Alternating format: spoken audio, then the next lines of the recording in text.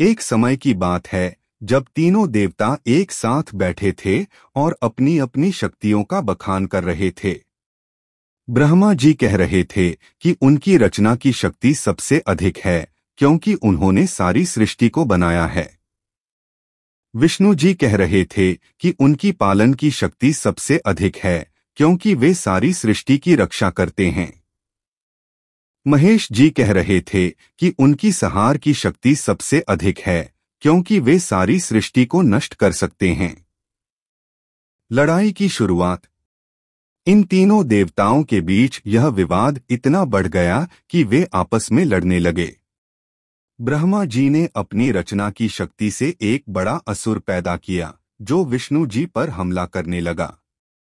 विष्णु जी ने अपनी पालन की शक्ति से एक बड़ा चक्र बनाया और उस असुर को मार डाला।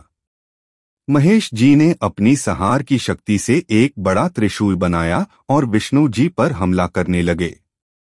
विष्णु जी ने अपनी पालन की शक्ति से एक बड़ा ढाल बनाया और महेश जी के त्रिशूल को रोक लिया। लड़ाई का परिणाम। इस लड़ाई में तीनों देवता इतने थक गए कि वे एक दूसरे से माफी मांगने लगे।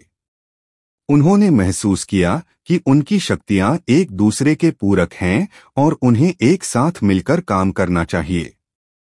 इस तरह त्रिदेव की लड़ाई समाप्त हुई और वे फिर से एक साथ मिलकर सृष्टि की रचना, पालन और संहार का काम करने लगे। निष्कर्ष।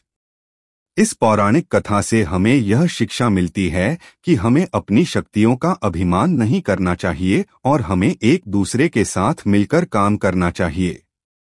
त्रिदेव की लड़ाई हमें यह भी सिखाती है कि हमें अपने मतभेदों को भुलाकर एक साथ मिलकर काम करना चाहिए।